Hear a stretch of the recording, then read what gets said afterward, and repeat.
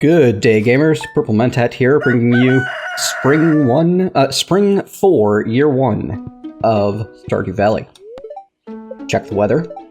Tomorrow we have beautiful sunny day. Blast. Living off the land tells us that if we check for spring onions southwest of town, where the river meets the ocean, we can sometimes find a whole bunch growing right out of the dirt. And we check the fortune teller. She tells us spirits are mildly perturbed today and luck will not be on your side. Ooh, that's a shame. Grab our watering can, get our crops watered, go looking around for some tree seeds. Oh, what's in our mailbox? Robin here. Know there's a lot of surplus stone. You'll build me a well for 75 stones and 1,000 gold.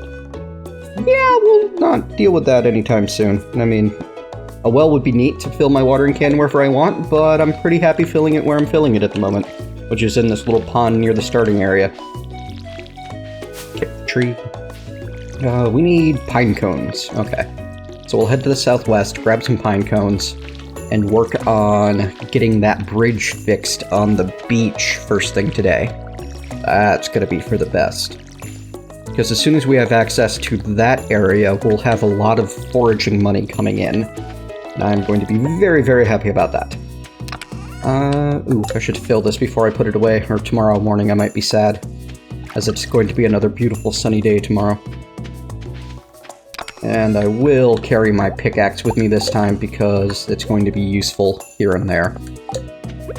So, back to getting ourselves to that 300 wood. We're almost there.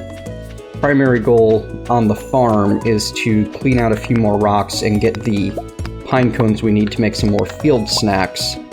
And then we'll do some logging out and about.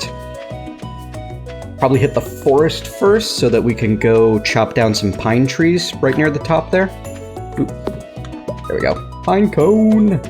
I love that they give you, if you are smart and careful about it, a way to have near limitless energy right off the bat.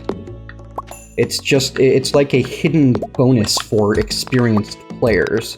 Concerned Ape has a lot of that sort of thing in the game, and I'm really, really happy that the level of attention to detail that went into this game is just phenomenal. Oops. No! Stop swinging an axe at a rock, it's not gonna work. Gotta be careful what tool you're using. You can switch between them easily enough on the controller. I think that there's been mention that Concerned Ape might set it up so that you can have the tools auto-switch, which would make things nice. But it's not really necessary. Ooh, cool. And then tomorrow, our parsnips will be ready. And then we can get that backpack. Probably. I think I have enough money. Parsnips sell for 35 apiece, plus bonus for high quality. So with 15 of them, I am guaranteed, what is that? 450 plus, what's 5 times 15? 75? 525? And there's a couple of quests and such that I'll be able to finish at the same time. Or around the same time. So I should be able to get that pack pretty easily. Oh yeah, 4 pine cones so far. And things look pretty good down here. Everything's nice and clean. Got the grass off the ground. A couple of rocks that are still blocking potential seedling spawns. I'm not certain of this. I have not checked the game code myself to be certain of the mechanics, but I believe, from what I've observed, that trees can drop seedlings within 2 spaces of themselves, including diagonal, but if they attempt to drop a seedling in a spot and find that it is occluded by another item, either a log or a stone, then it will just fail. It won't try to pick another spot. And that means that you don't get the seedling, which means you don't get delicious field snacks. And delicious field snacks are pretty much the way that I am going to be fueling myself for, well, until we get the first house upgrade, but that costs 10 grand. After that, we'll have access to much better food. Then as soon as we are running low on energy, we go ahead and nom a couple of field snacks.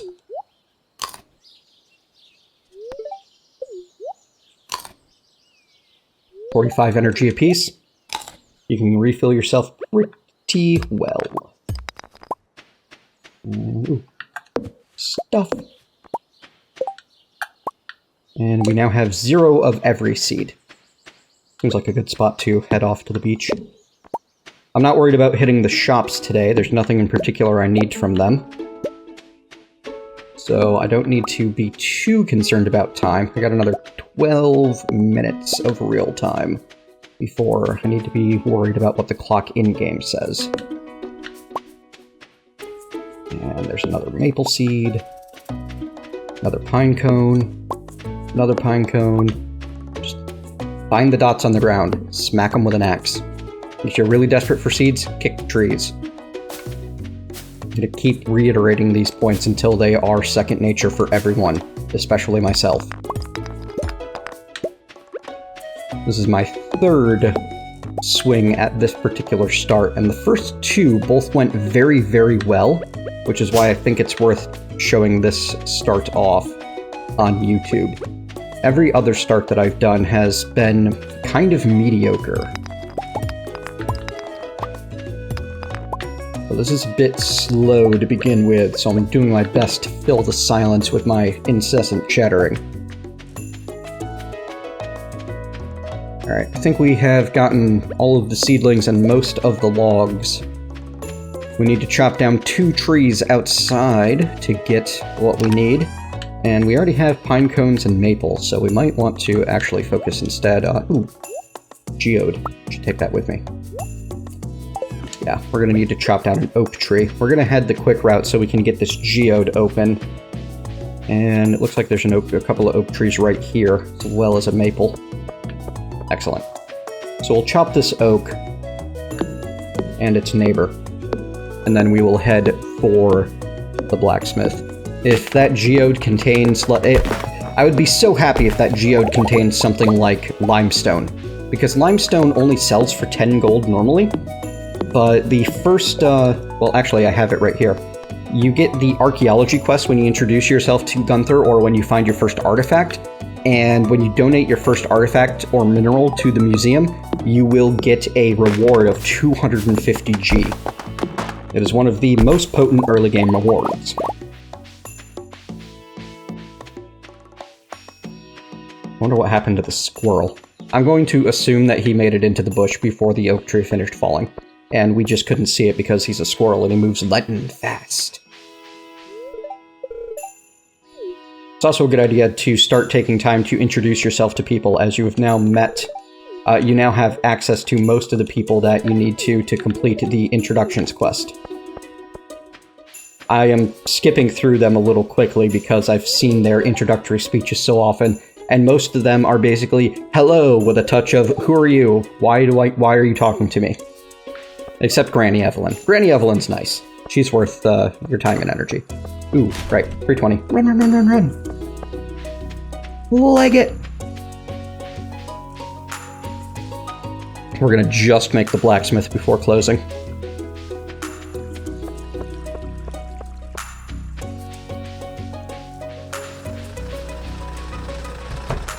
Come on, Gunther. Give me something good. Actually, he doesn't decide. The geodes have their contents decided when they drop for you. And it's copper ore. I mean, that's not a bad thing, but I was really kind of hoping. Oh well. Well, let's do a quick loop for forageables that can spawn in this area over here. Basically, anywhere that you can see grass on the ground, a forageable can spawn. At least as far as I'm aware. I know that there are some limits on spawn locations, but I'm not certain exactly what they are. This down here is Sam, I believe? Yep, he's one of the romance options. Romance options are not gender limited in this game. Which, I mean, on the one hand, it just makes life easier for the developers. They don't have to intentionally limit things. Oh, here we go. Look, this question mark. Use 300 pieces of wood to fix the bridge. You know, this is not much of a bridge for the 300 wood. But, oh well.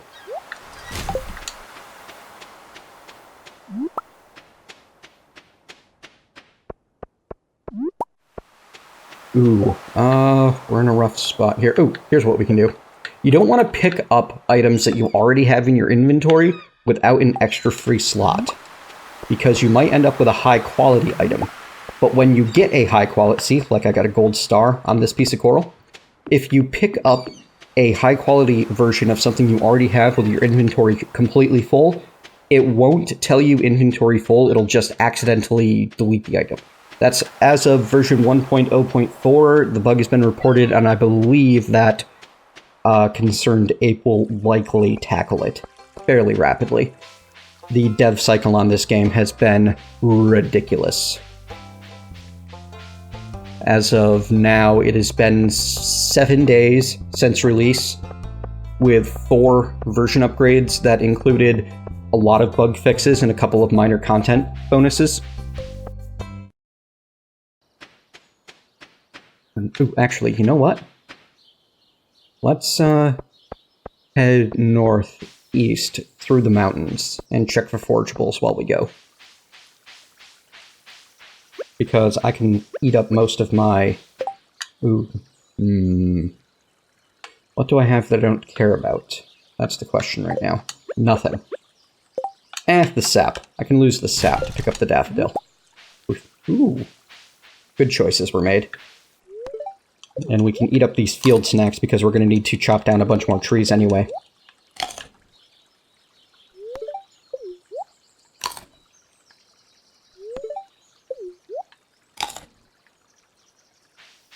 So that we can grab this one.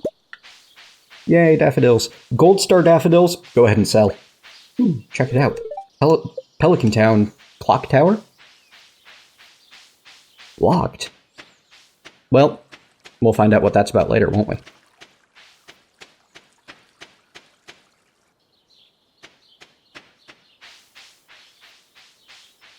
We met Robin already. This is Sebastian. He is Robin's son and Demetrius's stepson. He is not a fan of Pelican Town. You'll get to know his personality a bit more as the series continues.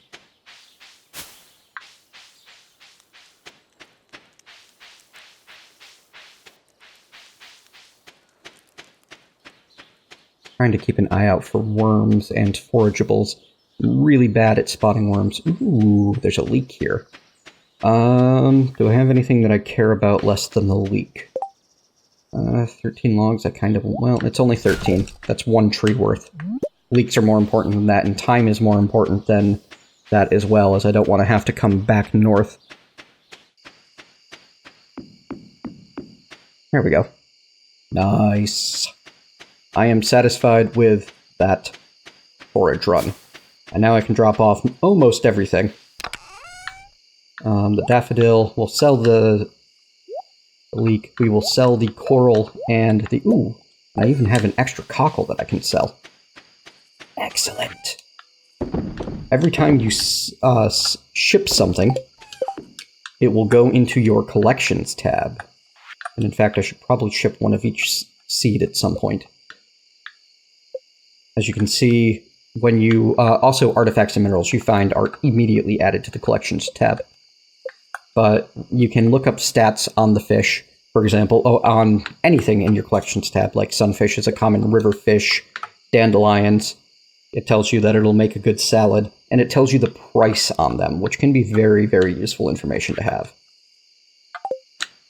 Alright, moving on. To the forest, we have foraging to do, and chopping.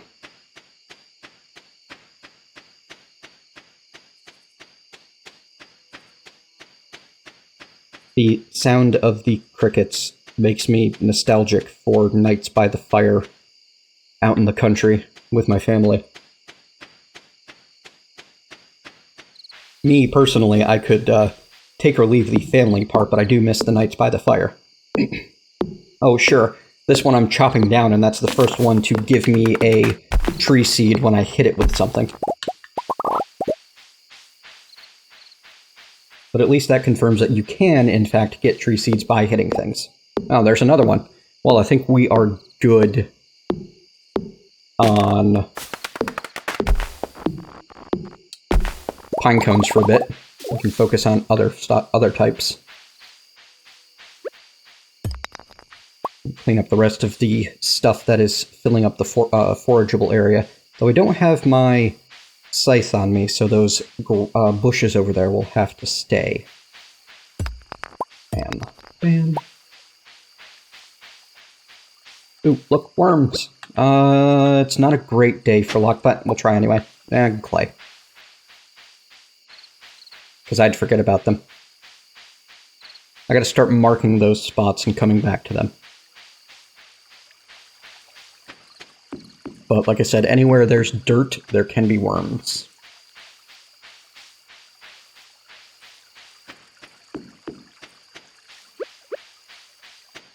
Huh. Oh, good, there's some spring onions. This isn't a complete waste of time. Starting to be afraid that it might be. Oh well. And we can take out the oak and maple trees down here. Get some more tree seeds. And save up some more useful materials. As of the 6th, we're going to want to have a nice collection of sap available. And today is the day to make that collection happen, as we have another 86 energy and a couple of hours available. We'll chop down one more tree before we run for bed. Come on, acorn. I know you can give me an acorn. In fact, we will keep chopping down trees until I get the acorns I want. Which might not be today. I might just have to accept that I'm not going to get acorns.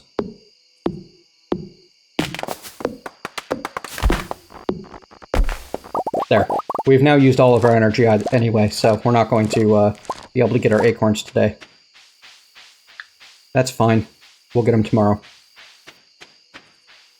Maybe along the way we'll find something useful to pick up and take home with us. I'm not going to make it to bed before 1. Oh well.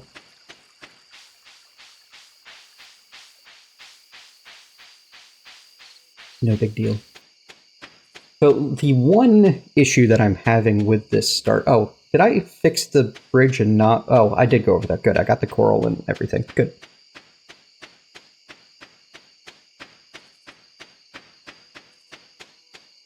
I get so forgetful playing this game. It's just like, la la la, I'm at peace with the world. What, doing things? There's things I'm supposed to be doing? It's actually kind of wonderful. That's almost enough. Oh, we have acorns back at base. Excellent. Excellent, excellent. So now we have a couple of field snacks for tomorrow. As well as 130 energy worth of onions. Alright, so that is all for day 4 of Stardew Valley. Thank you very, very much for joining me, folks. Ooh, level 2 foraging. Survival burgers, but that's a cooking recipe. We can't cook anything yet because we don't have a kitchen. Hope you've enjoyed this episode. If so, let me know below. Leave a thumbs up and tell me what you liked. If not, let me know below. Leave a thumbs down and tell me what you didn't like. Either way, if you want to see more of this series or others that I do, please click subscribe. And I'll see you next time. Oh, but a quick explanation of how the stars work. Coral, as you can see, is normally worth 80 G. A gold star coral is worth 120. That's a 50% cost bonus. And the silver star is a 25% cost bonus. This is why I say go ahead and sell the starred daffodils, because 45G is not insignificant. Gotta love making 500 bucks just picking up trash off the ground. Alright folks, see you next time.